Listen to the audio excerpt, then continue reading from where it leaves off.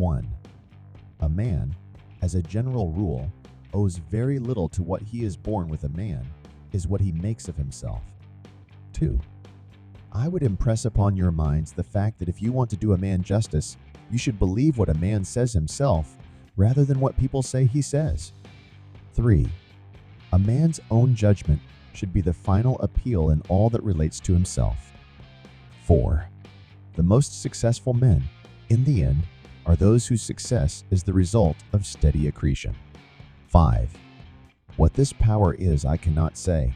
All I know is that it exists, and it becomes available only when a man is in that state of mind in which he knows exactly what he wants and is fully determined not to quit until he finds it. 6. Man is an animal which, alone among the animals, refuses to be satisfied by the fulfillment of animal desires. 7.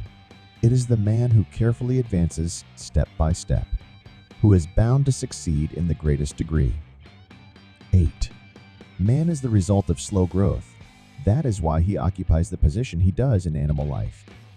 What does a pup amount to that has gained its growth in a few days or weeks, beside a man who only attains it in as many years? 9. There cannot be mental atrophy in any person who continues to observe, to remember what he observes, and to seek answers for his unceasing hows and whys about things. 10. I have always considered myself as an agnostic. 11. Don't keep forever on the public road, going only where others have gone. 12. The inventor is a man who looks around upon the world and is not contented with things as they are. He wants to improve whatever he sees. He wants to benefit the world. He is haunted by an idea. The spirit of invention possesses him, seeking materialization. 13. Observe, remember, compare. 14. Wherever you may find the inventor, you may give him wealth, or you may take from him all that he has, and he will go on inventing. He can no more help inventing than he can help thinking or breathing. 15. When one door closes, another one opens.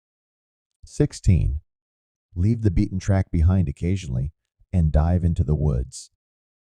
Every time you do, you will be certain to find something you have never seen before. 17. Of course it will be a little thing, but do not ignore it. One discovery will lead to another, and before you know it, you will have something worth thinking about to occupy your mind, and really big discoveries are the result of thought. 18. Night is a more quiet time to work. It aids thought. 19. Great discoveries and improvements invariably involve the cooperation of many minds. 20. Concentrate all your thoughts upon the work in hand. The sun's rays do not burn until brought to a focus. 21. The day will come when the man at the telephone will be able to see the distant person to whom he is speaking. 22.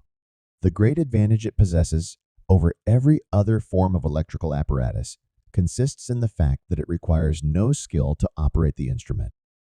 23. 3. One day, there will be a telephone in every major city in the USA. 24. The telephone will be used to inform people that a telegram has been sent. 25.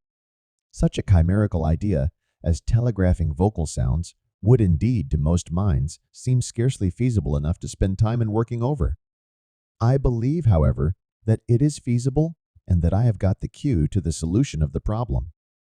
26.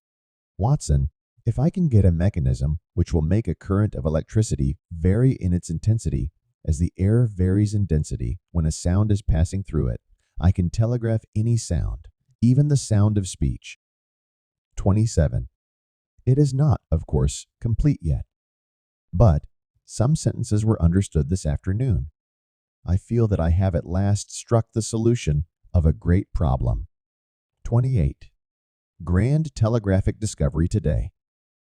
Transmitted vocal sounds for the first time.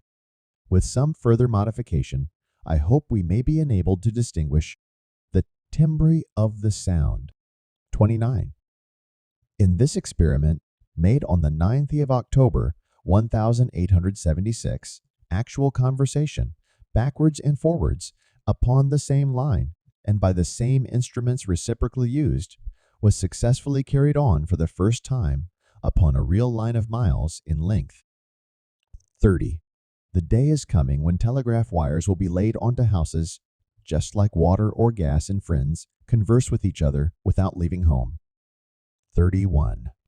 Ordinary people who know nothing of phonetics or elocution have difficulties in understanding slow speech composed of perfect sounds, while they have no difficulty in comprehending an imperfect gabble if only the accent and rhythm are natural. 32.